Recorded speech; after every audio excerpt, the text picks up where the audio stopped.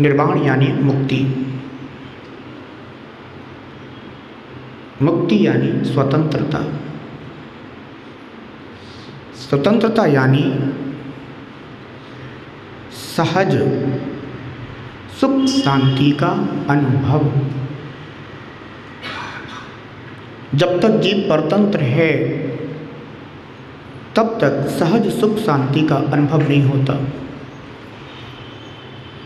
परतंत्रता में पर का आश्रय होता है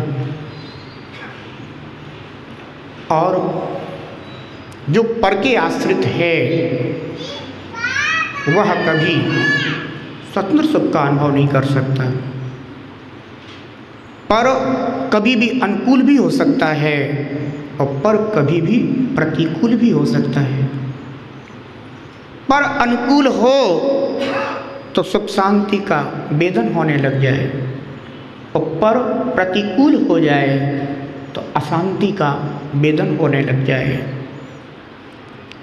पर परतंत्रता में हम पर के अधीन होते हैं और पर के अधीन होने का तात्पर्य कि हमारे सुख शांति की चाबी दूसरों के पास है। हमारा सुखानुभव पर के हाथ में बंधा हुआ है, हम कुछ नहीं कर सकते। ध्यान रखना,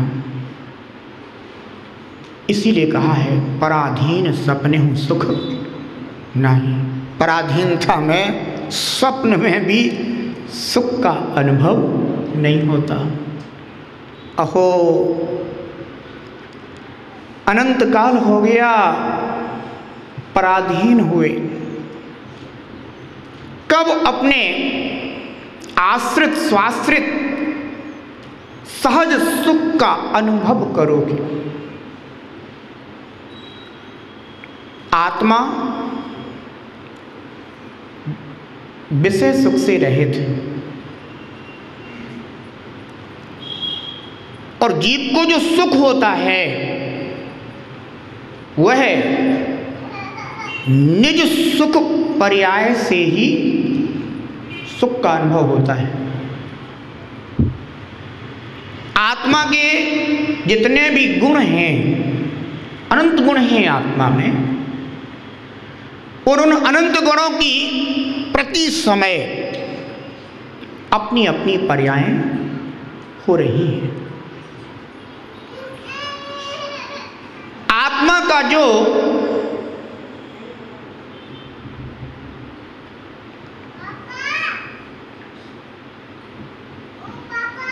सुख है, आनंद है, वह आत्मा के आश्रय से ही प्रकट हो रहा है। परंतु अभी हम अपने आत्मा का आश्रय न करके इंद्रियों का आश्रय करते हैं, इसलिए वह सुख हमें कैसा मालूम पड़ता है कि हमें इंद्रियों से मिल रहा है। किसी व्यक्ति ने बैंक में अपने 50,000 रुपये या 5 लाख रुपये जो भी राशि है जमा कर रखी है और जब उसे निकालना होती है तो कहता है कि एटीएम से हमें पैसे मिलते हैं। किससे मिलते हैं?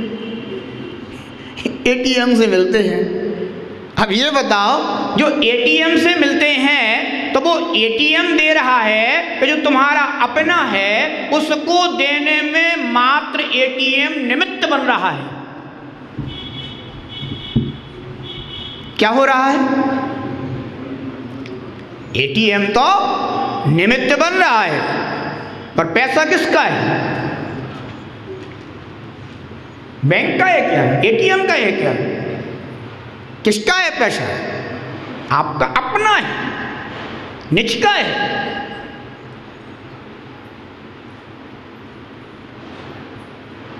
बिल्कुल ऐसी ही अवस्था हम संसारी जीवों की हो रही है।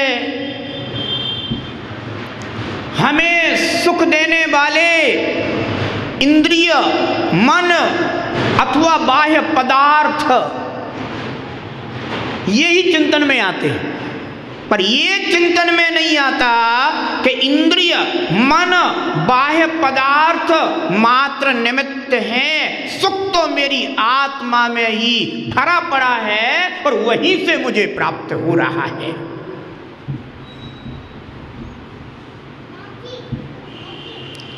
जिनागम में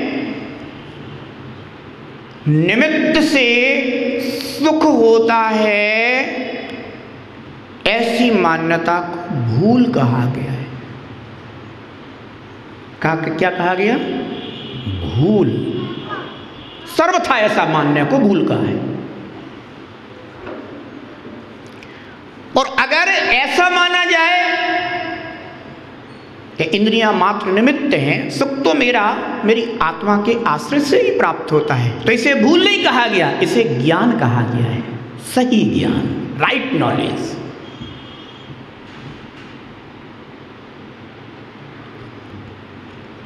हम सब अनादि से भ्रांति में हैं। किस भ्रांति में है? कि हमें सुख देने वाला कौन?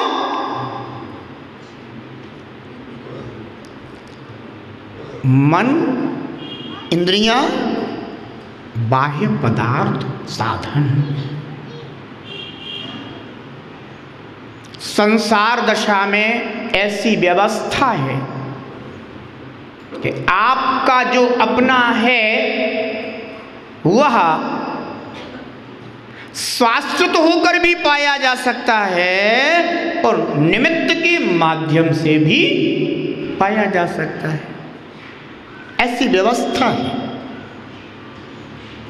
जो इस वस्तु व्यवस्था को ठीक तरह से जानता है वह ज्ञानी,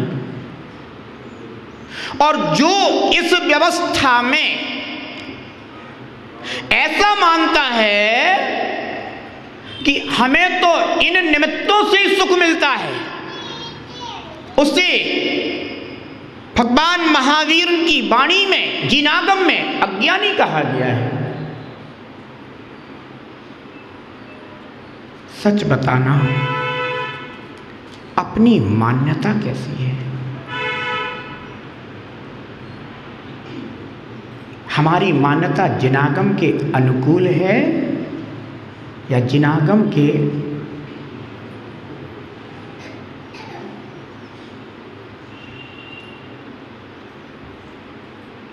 बातें तो दोनों जिनागम में ही है, पर हम जिनागम से उस बात को जान करके अनुकूल को ग्रहण कर पा रहे हैं या प्रतिकूल कथन को ग्रहण कर रहे हैं? बंधुओं, स्वयं अपने ज्ञान से जानो। भगवान महावीर ने कभी पराधीन नहीं बनाया। भगवान महावीर ने ये नहीं कहा कि जो मैं कह रहा हूं उसको तुम सर्वथा मूढ़ होकर के, अज्ञानी होकर के स्वीकारो। श्रद्धा से स्वीकारना एक अलग बात है, और श्रद्धावान होकर के पर अपने ज्ञान से स्वीकारो। वो कहती है स्वयं प्रैक्टिकल करो।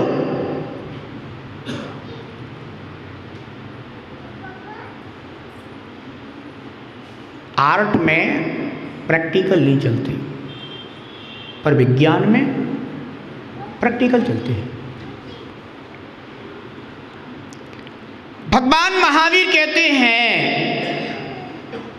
कि वीतराग विज्ञान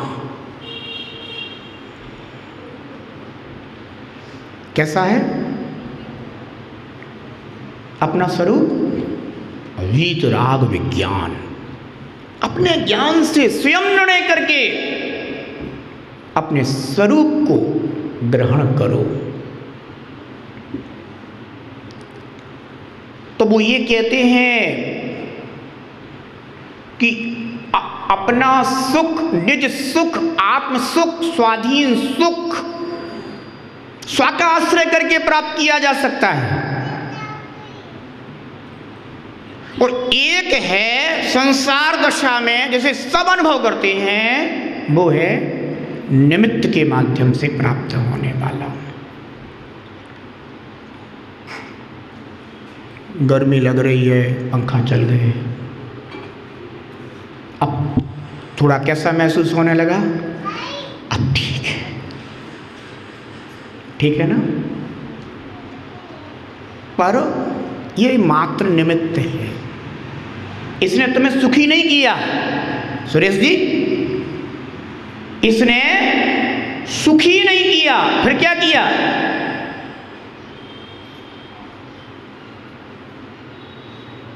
क्या किया? सुख में निमित्त बन गया। सुख तो कहाँ है? अपने में ही है। कितना? अनंत, जिसका कभी कोई अंत आने वाला नहीं। ऐसा अनंत सुख अपने में ही है, पर हम निमित्त पर इतने अधिक डिपेंड हो गए हैं कि निमित्त को तो हमने भगवान समझ लिया।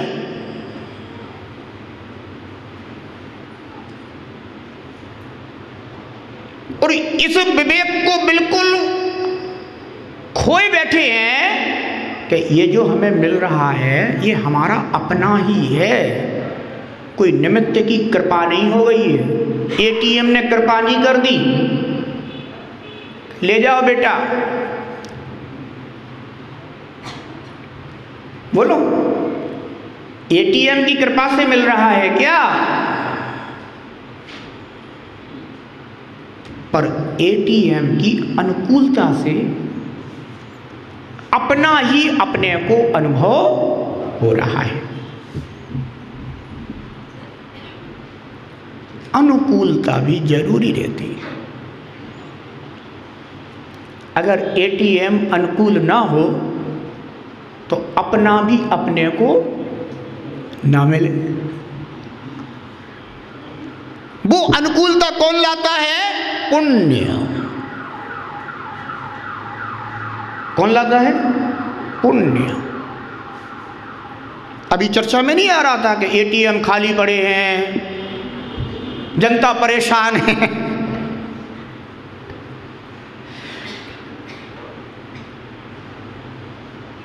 तो मिलेगा तो एटीएम से ही, पर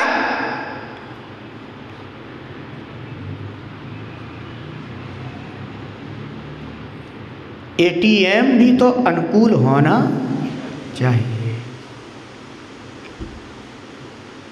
ये व्यवस्था देता है पुण्य।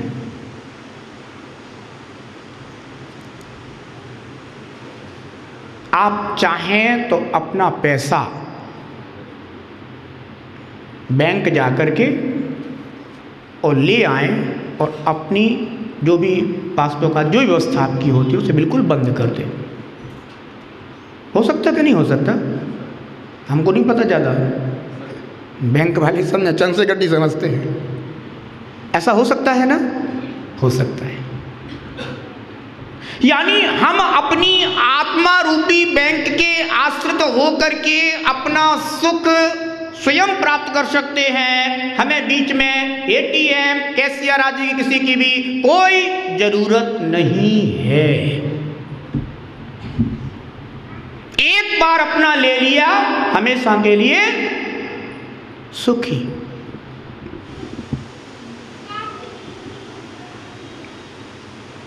पर ये चिंतन आना चाहिए,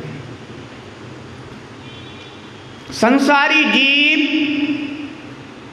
5 इंद्रिय संबंधी विषय सुखों में अपना मन रमाते हैं और उसके माध्यम से थोड़ा थोड़ा मिलता है।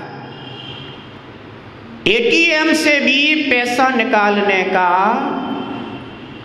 नियम है कि भाई इतना ही निकाला जा सकता है, इससे ज्यादा नहीं निकलेगा।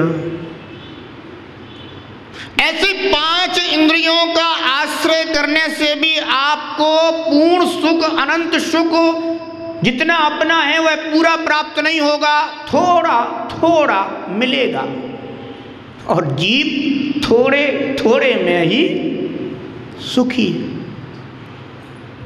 वो सोचता है कि चलो कम से कम मिल रहा है, इतना ही ठीक है। पर वो चाहे तो अपना पूरा भी प्राप्त कर सकता है। आचार्य भगवान योगिंदु देव हमें यही समझा रहे हैं कि जिस तरह मन विषयों में रमण करता है उस तरह यदि वह आत्मा को जानने में रमण करे तो हे योगी जनों, जीव शीघ्र ही निर्वाण को प्राप्त हो जाए। एक बार अपना पैसा, अपना धन बैंक जाकर के अगर ले लिया जाए तो आप स्वतंत्र हैं, फिर आप भटकते नहीं रहेंगे, घूमते नहीं रहेंगे, चक्कर नहीं लगाते रहेंगे। और अगर एटीएम के माध्यम से चाहिए तो आप चक्कर लगाते रहो। अनंत काल से हम इन इंद्रिय रूपी एटीएम से ही अपने सुख को प्राप्त करने के लिए घूमते आ रहे हैं, चक्कर लगाते आ रहे हैं, और वो भी पुण्य के उदय में। एटीएम तुम्हें कुछ देता है, अगर पुण्य का उदय ना हो तो एटीएम गड़बड़, आप चक्कर ही लगाते रहोगे पर आपको मिलेगा नहीं।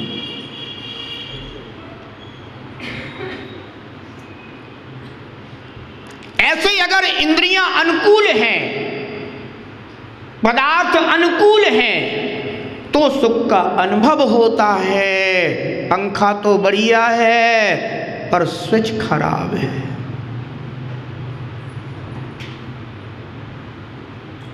हैं? पंखा भी बढ़िया है, स्विच भी बढ़िया है, पर लाइट नहीं आ रही है।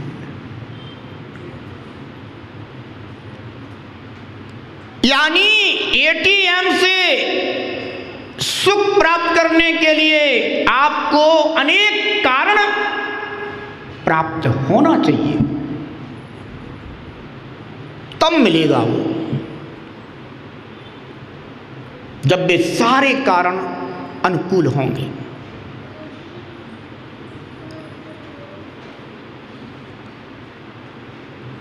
जिस तरह मन विषयों में रमण करता है, संसारी जीवों का मन किस ओर भागता है? स्पर्श इंद्रिय के विषय में, रसना इंद्रिय के विषय में, घ्राण इंद्रिय के विषय में, चक्षु इंद्रिय के विषय में, कर्ण इंद्रिय के विषय में, और बाकी जो शेष बचता है तो मन विषय बनाता रहता है। 24 घंटे 5 इंद्रियों के विषय में जीव की गति होती रहती है, और शेष जो बचता है वो मन, यानी नाना प्रकार की आकांक्षाएं, इच्छाएं, आशाएं, तृष्णाएं, लोभ पैदा कर करके जीव को दोहराता रहता है, यात्राएं करवाता रहता है।